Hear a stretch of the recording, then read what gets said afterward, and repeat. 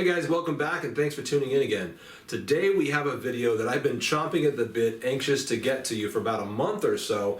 Finally had the time to break this thing down and show it off. This is the Flashpacks operator bag, completely filled, pre-packaged as a 72-hour kit bug-out bag. This is something that I've been hoping we would see on the market for a good long while, a really quality 72-hour kit.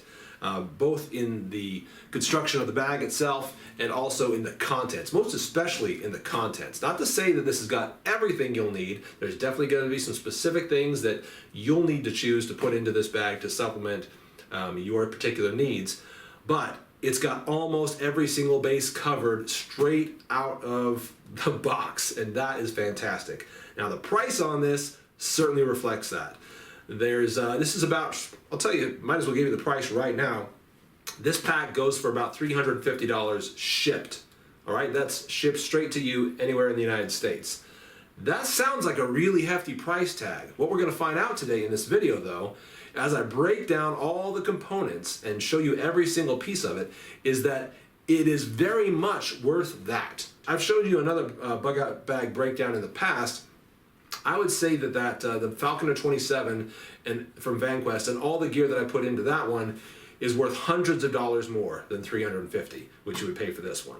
So we're going to break this bag down, show you all the contents, the components of it, talk about them individually, and also talk about this bag today.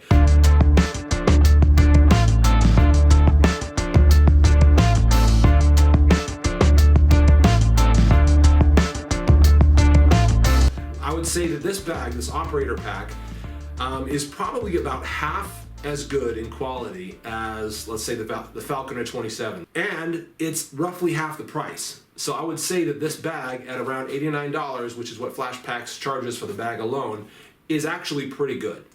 Maybe you'll find a bag similar to it for 70 or less, but I would say 89 bucks is not a bad price for this type of pack. It's got about 5 or 6 main compartments. The main compartment is right here, unzipping from the top, opens up just like that, opens up down to about this point where you can open it up and kind of get full access to all your materials in there. It's got a zippered pouch right in here, a mesh as you can see, for dividing certain elements and contents, and then a big spacious opening right here with just, gosh, I don't know how many cubic inches, but this seems like a, I don't know, I'm not gonna guess. A pretty big, spacious bag. Another pouch right here, another main compartment there. We'll go through these components here shortly, but there's another outside pouch right there, which is also a pretty generously sized pouch. This bag is not remotely filled to capacity. There's so much more that can go into it, and you can carry that pretty comfortably. I did a short hike with this to get a sense for how it feels and how it carries, and at around 20-something pounds with all the components in it right now, it carries very, very nicely. Another pouch right here you can see, on the lower portion there, this has got Velcro and Molly, same up here. So you can attach further and add more things to that in here as well.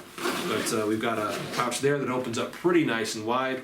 You can see that there's a mesh panel on the inside right here, allowing you to separate your gear, and then also some mesh panels right here, allowing you to separate out all your various pieces of gear. You can see belt buckles, or buckles I should say, right there. They clip in to these ones to help you cinch the pack down. And one interesting and cool thing you'll see that's repeated in various parts of the bag is this right here, this sort of sliding slack. I love that. And that is held on by Velcro, so you can undo that if you need to. And you can just roll this up that way, and if you'd rather have it done that way. Or you can, like it comes from the factory, just kind of slip it on to the slack and have that sort of sliding slack right there. Makes it nice and easy for getting the right adjustment on the fly. And then, you know, you don't have all this stuff dangling around here. You don't have to unravel that to get your adjustments right. It's kind of cool. But we've got that buckle there helping to cinch that down. Of course, Molly on this side as well. And right there is one of the other pouches. Again, opens about halfway down, a little more than halfway down. No dividers in there that I can see, so it's just one big section, or just pouch, one big pouch there. And you have that reflected on this side as well, another big open pouch opening about the same mount. You have straps right here, nice reinforced handles that you can grab the bag from either side. You can see that on both sides of the pack. And then you've got a nice sort of, this has got a nice kind of rubber handle on it. So that's sort of a top handle for grabbing and toting this thing around however you need to. You can look at the straps and how those are constructed. You can see that there's sort of this U shape to the strap configuration, and that's just kind of how that is configured and built. I would say there's some limitations as far as adjustability with that sort of design, but again, given the little bit of a hike that I did with it and the typical use that I see this being used for, I think it's going to be perfectly fine for pretty much anybody in any situation. You see some mesh there on the inside, it's going to work just great. We've also got a chest strap right there which does kind of have a little bit of a bungee thing going on to it, some elastic there. That clips like so. We do have a little bit of fraying happening right there. For the price, I would not expect much less than that, or better than that, I should say. We have also a belt strap on it that looks like it can come off. As I can reach under here, I feel some Velcro, which means that I could break that free and then pull this whole belt strap off if I wanted to. I don't see why. I think that actually for the capacity and for the size of this bag, using the belt is actually going to be a nice thing. And then you can actually see some MOLLE on there as well, which is going to help you add additional pouches to the sides and to your front if you want those. Then you've got quick access to certain items if that's what you choose to do. You can see sort of that ribbed mesh right there, which is going to really help with sweat and kind of pulling that off your body and helping it to ventilate. You can also see that there's a big compartment right here on the side, zips down, kind of bellows out. You see that on the opposite side and how that kind of flexes out like that.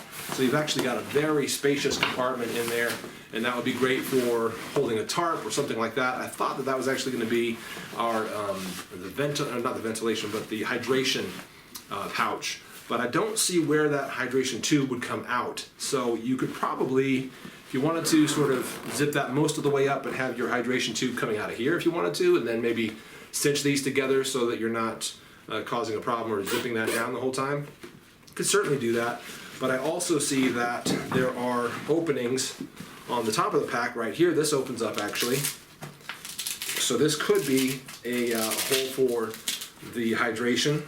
It's kind of hard to show to you, but there is definitely a hole in there. There's also holes right here, and on the opposite side right there. And those all lead into the main pouch actually. So if you see that, my finger's coming through there, so that's where your hydration would most likely come out through, one of those two sides. But that's basically the pack. Let's go ahead and empty this sucker out on the table, show you all the components, and then talk about how I think that all measures up to the price tag.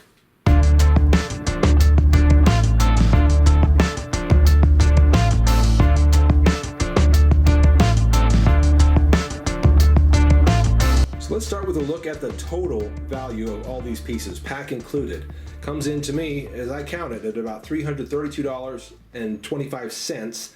That means that at $350, which is what you're paying for the pack already packed out for you and put together for you, you're only spending $20 to have it shipped to you and pre-packaged for you and researched and chosen. And again, if you're one of these guys that wants a good 72-hour kit with quality stuff in it, but you know how much time it's going to take you to figure out what kind of good stuff to put in it, that $20 is very, very well spent. Very well spent. So what we're going to do is go down the list here and talk about all these items, and we'll show them to you here on the table as we do that. Starting off with some 4.2 ounce emergency water pouches right here. From Mayday, there's a bag of 12 of them in there, and that'll put you at about $9 for all that prepackaged water. We've also got a 3,600 calorie food bar right there. That will put you at about, to buy one of these, it's like 10 bucks, something like that. Then if we go down to the knife, this is the Swedish Mora carbon steel knife. I think it's the Companion is the name of it. And that'll cost you about 15 bucks, pretty much anywhere you want to buy it. Outstanding knife, definitely recommend it. I recommended it way before ever looking at this kit. 150 lumen headlight, this one from Ozark Trail. $25 is a really good price for that. Comes with batteries, so that's definitely a good deal on that. Survival wrap space blanket, we have that one over here, and that will put you at about $1, pretty much anywhere you find it. An emergency whistle, also probably around $1. Some 12-hour glow sticks. This pack comes with 2 of them. I've only got 1 here. I must have misplaced some of the stuff as I was taking it out and examining it before. But you'll have 2 of those glow sticks, and I would say that would run you about $4 altogether. Emergency candles, also not on the table, would be about $1. A pen, probably something like a quarter, 25 cents. Maybe 50 cents for that notepad, depending on where you're picking them up. And you'll probably pick them up in bulk and assign them to lots of different packs. And that's kind of why you're saving money here, is because you're getting stuff that might have been bought in bulk before. Bic lighter, there's the Bic lighter right there, which you might spend, 50 cents on, plus some Strike Anywhere matches, maybe 25 cents. I'm being pretty conservative with some of these prices. First aid kit. Pre-packaged, pre-assembled, made of quality gear based on my examination of it. And I would spend $12 on a first aid kit and not blink twice. I think that would be an easy good price on that. So I would say that that's definitely in the realm of $12. Zip ties, also not on the table, but maybe 25 cents for 4 zip ties. Large handkerchief right here. And that is green 100% cotton. And I might spend $2 on a handkerchief of that type. Tissue packs, actually looking at the whole hygiene kit right here. The full hygiene kit, which is made up of 2 tissue packs, a soap bar, toothbrush, toothpaste, instant hand sanitizer, wet wipes, and a 10-pack of Q-tips. I would say $8 is an easy price for that right there. Let's see, we also got the emergency tarp right here, which comes in, the size is about 10 by 6, no, I want to say it's 8 by 10, that's right. About an 8 by 10 tarp, maybe larger. And that would cost you about $12 anywhere you buy it. Probably more, depending on, again, where you buy it. So $12 is a great price for that. We've got 100 foot of 550 paracord. You're gonna spend $7 on that no matter where you buy it. A pair of leather gloves, probably $5 anywhere you get them. Safety glasses, not on the table, about $4 anywhere you get them. The N95 respirator mask, probably $2. And you can buy those in larger packs to save money, but again, if you're just buying them one at a time, yeah, probably $2 is a good price for that. This radio right here actually costs more than I anticipated. I look at an AM/FM radio and I'm like, well, who wants that piece of junk? It's only worth 25 cents. No, this thing costs $20.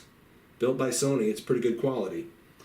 And we've also got batteries to go along with that. The batteries would be like $350, probably for a set of AA batteries, maybe a little less. But $20 for that radio. The Wingman multi-tool, the Leatherman Wingman, which I've reviewed positively before. It's an excellent multi-tool and very good to dedicate to a kit like this because it is quite affordable.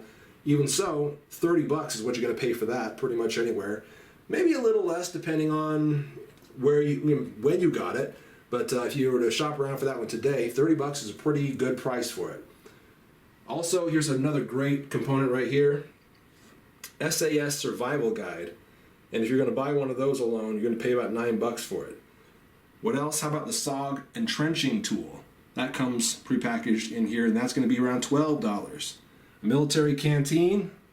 Yeah, you're probably going to spend about $8 on one of those. Could be a little less, but I think it's pretty fair. There's also an enamel camp mug that comes with the kit, also not on the table. That costs you around $10. The Bite and Sting and Venom Extractor Kit right here, believe it or not, comes in at $15. $15, pretty much anywhere you look for it. That's what I've found anyway. And another great component right here, a water filter straw. It's going to cost you about $8 or so. And lastly, this Sparky Fire Steel right there, easily $8. And put all that together, and you're going to be paying right around $332.25. And I would say that all of that put together, again, given that the price is $350 for the entire pack, all of this put together, pre-assembled for you and shipped to you free in the United States, $350 is an outstanding price.